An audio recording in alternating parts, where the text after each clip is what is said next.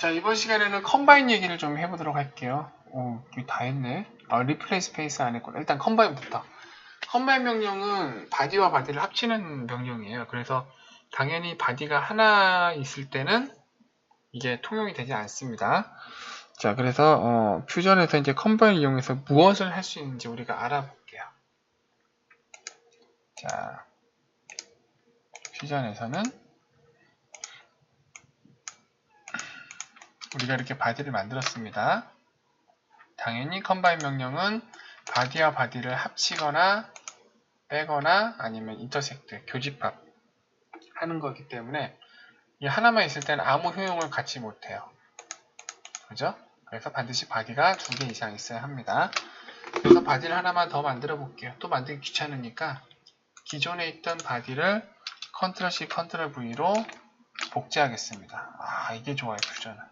복제가 돼. 바디가 즉석에서. 그리고 무브로 복제하자마자 위치를 정할 수 있어요. 멋있죠? 자, 그러면은 컴바인입니다. 자, 컴바인 명령은 지금 보시면은 이 바디하고 바디가 지금 서로 겹쳐져 있죠? 제 채널에서 이제 건담이나 아니면 태권브이나 아니면은 뭐 그랜다이저 채널을 보신 분은 아시겠지만 제가 컴바인 명령을 굉장히 적극적으로 사용을 해요. 이 컴바인 명령하고 사실 저번 시간에 얘기했던 프레스풀 명령 2개를 혼합하면은 얘를 3D 프린터로 출력한 다음에 조립할 수 있는 조립 형상을 굉장히 간단하게 만들 수가 있거든요. 이게 맥스나 마야 쓰신, 제가 마야는 잘 몰라서 모르겠는데 맥스에서는 이 겹쳐진 형상끼리 빼주는 그 불리언이라고 하기도 하고 불린이라는 명령이 있는데 얘가 자꾸 에러가 나. 그래서 그걸 좀 없애려고 오토데스크에서 프로 불린을 만들었는데 이 처음 몇 번은 괜찮다. 근데 불린을 계속 하다 보면은 어느 순간 에러가 나요. 형상이 깨져요. 근데 퓨전은 그런 게 없어요. 진짜 좋아요. 자, 잡담은 그만두고 어떻게 쓰는지 보여드릴게요. 먼저 컴바인의 첫 번째 조인. 조인은 자, 타겟 바디와 풀 바디를 자, 지금 바디 1번, 바디 2번이죠? 오케이 하면은 하나의 바디를 만들어줍니다. 자, 컨트롤 Z. 두 번째. 자, 여기서부터는 이제 조인, 합집합했을 때는 순서가 상관없어요. 얘 찍고 얘 찍거나 쟤 찍고 쟤 찍거나 상관없는데 이제 차집합부터는 순서가 중요해집니다. 얘를 기준으로 얘를 빼거나 뭐야? 잠깐 다시 얘를 기준으로 얘를 빼느냐 아니면 얘를 기준으로 왜 이래? 얘를 기준으로 얘를 빼느냐에 따라서 차이가 크게 나요. 그죠? 저쪽이 잘리냐 이쪽이 잘리냐 문제죠. 자, 아무튼 OK 버튼을 누르면 됩니다. 이렇게 잘린 형상이 나오는데 자, 문제는 기존 게 없어져요. 그래서 이거는 어떻게 하냐면은 물론 자, 타겟 바디가 이제 잘릴 놈, 툴 바디가 자를 놈. 그래서 저는 뭐라고 설명하냐면 타겟 바디가 두부라고 말을 하고 툴 바디가 이제 칼이라고 얘기합니다. 칼로 두부를 자르는 거죠, 이렇게.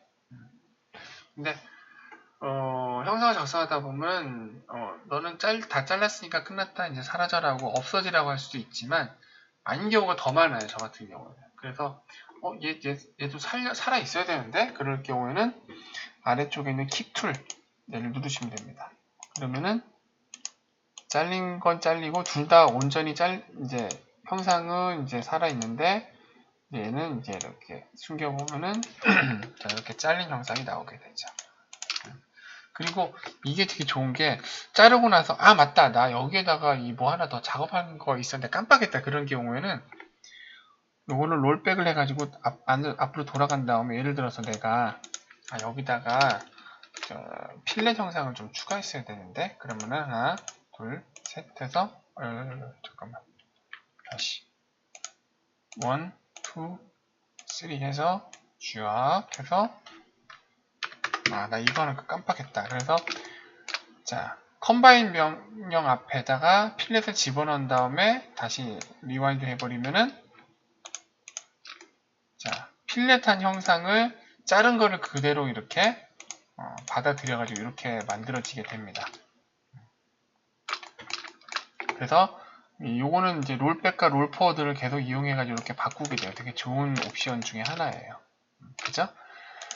자, 그리고 세 번째 이제 인터섹트. 인터섹트는 교집합인데 이건 간단합니다. 자, OK 버튼 누르면은 자, 타겟 바디로 되어 있는 녀석이 그 타겟 바디로 지정한 바디가 교차되는 것만 남기고 없어져요. 그래서 여기는 킵툴을 좀 지워볼게요. OK 하면은 자, 두 개의 바디가 교차되는 부분만 남겨두고 다 사라집니다. 물론 이것도 킵툴을 해주면 돼요. 그러면은 살아남게 되죠. 이건 제가 잘 안 쓰는 옵션이라 사실 저도 방향이 조금 헷갈리긴 해요. 이게 먼저였다, 저게 먼저였나, 이게 기억이 잘 안 나죠. 근데 참 조심하셔야 되는 게 여기 컴바인을 하게 되면 New Components 이미 한번 작성하고 나서 얘를 이제 에디트를 누르게 되면은 New Components가 비활성됩니다. 이게 무슨 뜻이냐면은 일단 지우고 다시 한번 실행해 볼게요. 자, 이거를 이렇게 한 다음에 지금은 이제 최초 실행 시에는 New Component가 활성화되어 있죠. 그 New Component을 체크해 볼게요. 체크해 보고 OK 버튼을 누르게 되면은 자, 바디하고는 다르게 자, 컴포넌트가 새로 생겨납니다. 이렇게.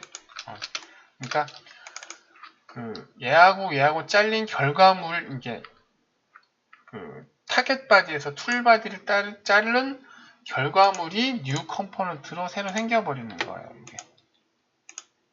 그죠? 그리고 그럼 기존 건 뭐가 남아있는 거예요, 도대체? 기존 거는 타겟 바디가 그냥 남아있어요. 두부가 그냥 남아있고 그 둘을 자른 결과물만 컴포넌트, 이제 새로운 부품으로 다시 이렇게 나오게 됩니다. 그렇게 보시면 돼요.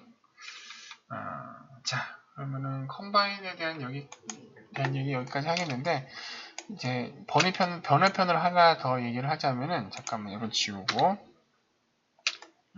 컴바인 하기 전에 예를 들어서 컴바인을 이제 여기는 뭐 단순한 부품이기 때문에 당연히 컴바인을 할 게 보이죠. 여기 교차 공간이 생기네, 파야겠다. 근데 복잡한 부품인 경우는 얘하고 얘가 지금 간섭이 되나 안 되나 보이지가 않는단 말이에요. 지금 보이지만. 그래서 컴바인을 하기 전에 먼저 예비 동작을 할 게 하나 있습니다. 바로 어디 갔냐? 인스펙트 검사에서 인터피리언스 간섭 분석을 하는 거죠. 퓨전은 좋은 게 바디하고 바디 사이에 간섭 분석이 돼요. 인벤터는 이게 안 돼가지고. 그래서 그냥 별거 상관없이 쭉 당겨가지고 한꺼번에 선택해도 되고, 아니면은 그냥 내가 간섭 체크하고 싶은 바디만 따로따로 골라도 되고 하면 됩니다. 그래서 컴퓨트 계산을 하게 되면은 자, 뭐 이거는 뭐 숫자 봐봤자 뭐 뭔지 알겠어요. 근데 화면으로 보는 게 최고죠. 여기 간섭이 되네. 그러면은 OK 버튼 누른 다음에 간섭이 발생을 했으므로 얘를 이제 우리가 컴바인으로 잘라주는 겁니다. 저는 대부분 이렇게 해가지고 저는 대부분 컴바인을 컷으로 쓴 다음에 킵툴을 많이 써요. 이게 서로 간섭되는 게 없게 이렇게 제가 만들거든요. 이렇게 해가지고 이렇게 하면 서로 이제 조립될 거 아니에요, 그죠? 자, 그렇습니다. 자, 그러면 이번 시간에 컴바인에 대한 얘기는 자, 마치도록 할게요.